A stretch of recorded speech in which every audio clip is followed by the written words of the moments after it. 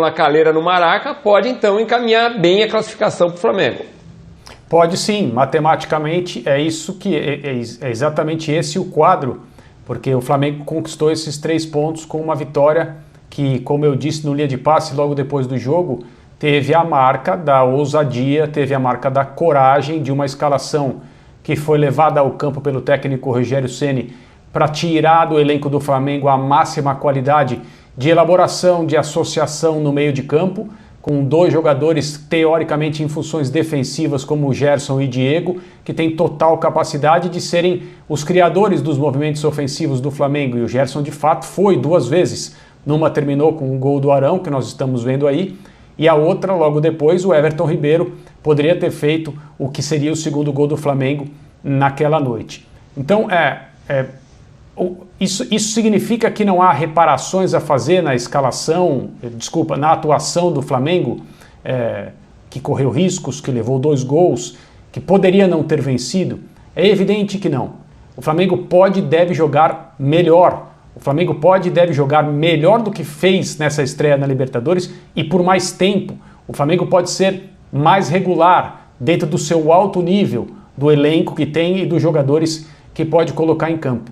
Mas numa situação em que um treinador pressionado, incrivelmente, aqui no futebol brasileiro, esse tipo de coisa acontece não só com o Rogério Ceni, mas um treinador pressionado, que veio de uma derrota num clássico estadual, que tem importância por ter sido contra o Vasco, mas pelo ambiente e pelos objetivos do Flamengo, deveria ter sido esquecida imediatamente depois de ter terminado a partida.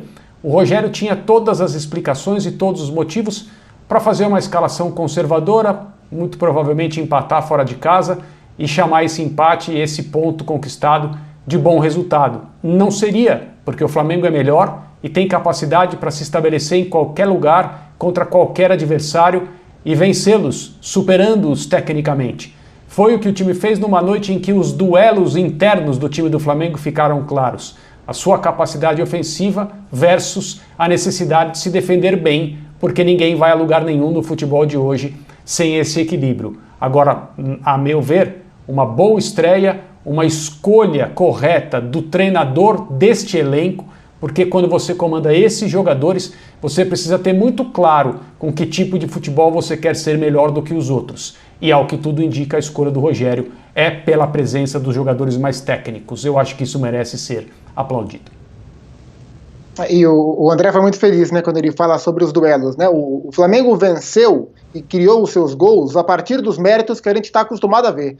E o Flamengo sofreu no jogo e sofreu os gols através das falhas ou das fragilidades que a gente também está acostumado a ver. Então, para falar a linguagem dos jovens, foi um suco de Flamengo do Rogério Ceni que a gente viu no jogo da Argentina, dos pontos positivos e dos pontos negativos, mas eu acho que tudo passa por convicção. O Rogério acredita que essa é a maneira que vai levar o Flamengo mais longe. Aparentemente os jogadores também acreditam, porque os jogadores, ao meu ver, tentam ao máximo comprar essa ideia.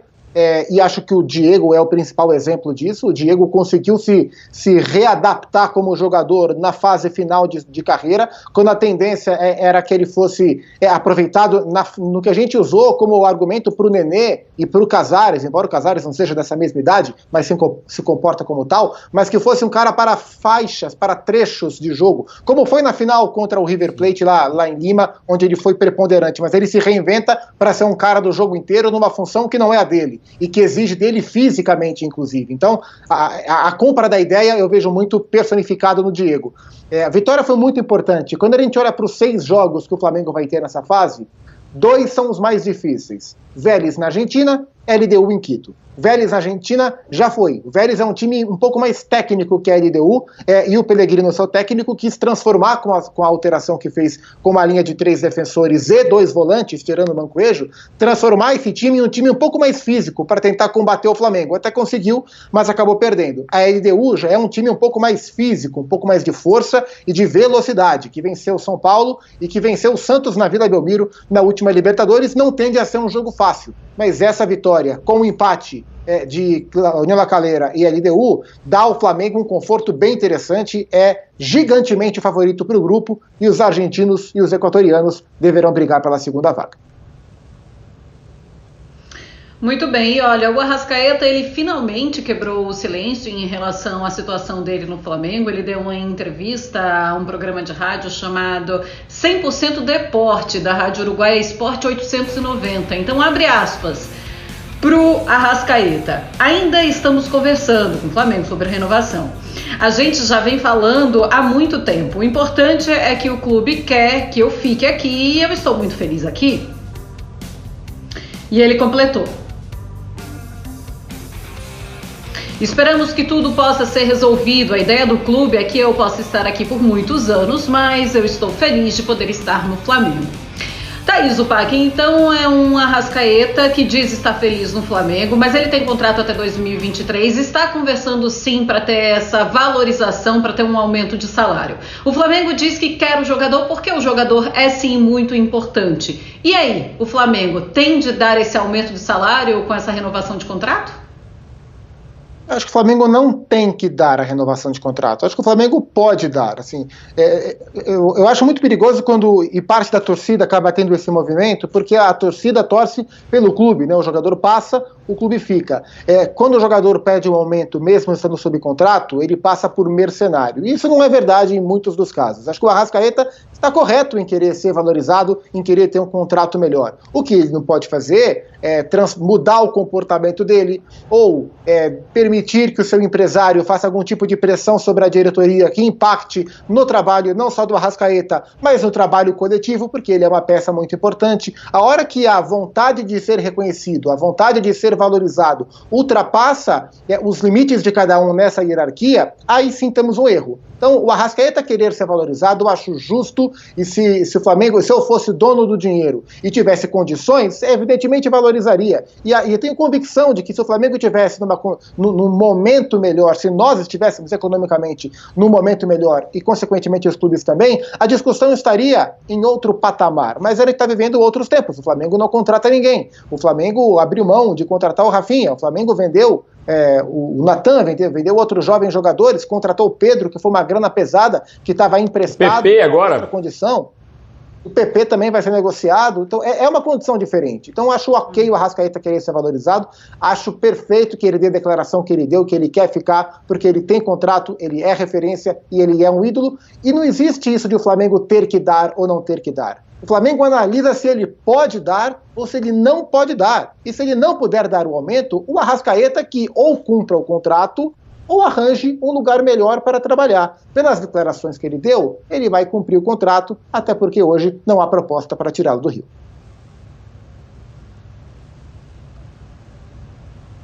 Pois eu estou de acordo. E eu acho que nessas situações, quando existe a possibilidade, porque se não existisse o Arrascaeta não faria essa gestão, essa reclamação, quando existe a possibilidade de fazer um ajuste e atender a um pedido de um jogador, mesmo que não seja esse ajuste não seja do tamanho desejado, o clube acaba fazendo um acordo e as partes ficam felizes porque, acima de tudo, elas sabem que o que elas não querem, de maneira nenhuma, é um rompimento. Nenhum clube brasileiro, talvez sul-americano, pode oferecer as condições esportivas que o Flamengo oferece ao Arrascaeta hoje. A chance de ser campeão em todas as competições que seu time entra. Fora do Brasil ele tem condição de jogar? Creio que sim. Acho o jogador tremendamente qualificado do ponto de vista técnico e a sua forma de enxergar o jogo.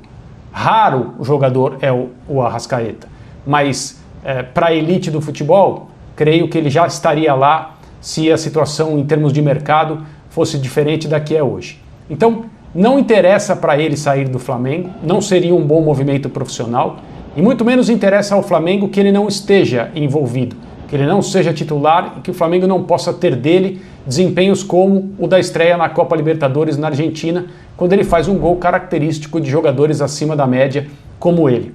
Então, o contrato do Arrascaeta vai continuar como está? Creio que não. Isso vai significar que ele permanecerá no Flamengo a contragosto infeliz? Tenho certeza que não. A minha impressão é que de um lado e de outro haverá comprometimento, entendimento e tudo vai ficar bem.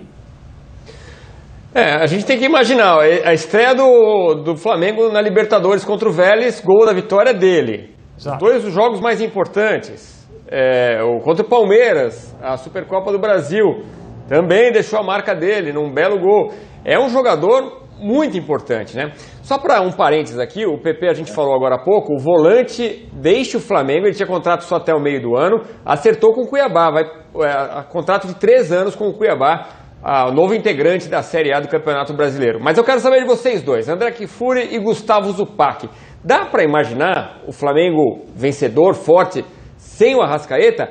É impensável para o Flamengo perder o Arrasca? Começando com você, André. Não, eu acho, Edu, seria uma perda gigante do ponto de vista técnico. A hierarquia do Flamengo ao entrar em campo, quando o Arrascaeta está presente é uma, quando não está é outra, mas esse é o elenco que tem profundidade, tem capacidade de substituí-lo. Se o Arrascaeta não estiver no Flamengo a partir de amanhã, por exemplo, fazendo uma suposição aqui, eu não retiro o Flamengo da posição em que ele se encontra no futebol brasileiro e no futebol sul-americano, mas as coisas com ele são melhores, fluem mais, são menos complexas, tem algo a mais a oferecer. Esse jogo contra o Vélez Sarsfield foi uma dessas exibições em que a diferença que ele faz está clara. Mesmo porque a análise ausência/presença pode ser feita nas 2 últimas atuações. Ele ficou fora de uma partida, pode não ter sido pela questão contratual, ali um problema no tornozelo que não é novo, o fato é que não jogou. E o Flamengo teve um tipo de desempenho. Com ele em campo a coisa é diferente. Acaba com as pretensões do Flamengo uma eventual saída? É claro que não, mas o Flamengo deixa de ter um jogador raro, não só aqui no Brasil. Acho que se a gente for pegar aquilo que os jogadores são capazes de jogar e aquilo que eles estão jogando, existem dois jogadores hoje que são os mais imprescindíveis para esse time do Flamengo. E na minha visão, são Gerson e Arrascaeta. Colocaria o Gabigol também, mas no caso do Gabigol você tem o Pedro, que é um cara que pode substituí-lo. Então é claro que perder essas 2 peças, Gerson e Arrascaeta, no atual momento, seria muito ruim para o Flamengo e praticamente insubstituível dentro do que o mercado oferece. Mas daí a dizer que o Flamengo não teria mais o time para ser campeão, acho que é uma distância muito grande. Diminuiria a diferença do Flamengo para os concorrentes mais diretos? Sim. Agora, se a gente admitir que o Flamengo sem o Arrascaeta não tem condições de ser campeão de tudo como ele está tentando ser, então isso quer dizer que a nossa avaliação sobre o Flamengo como um todo está equivocada. Porque se um jogador é capaz de transformar o potencial desse time todo, é porque esse time todo não é tão bom quanto a gente decanta. E eu não acho que seja o caso. O Flamengo tem um timaço, o Arrascaeta hoje é uma das peças mais imprescindíveis. Pioraria, mas não acabaria.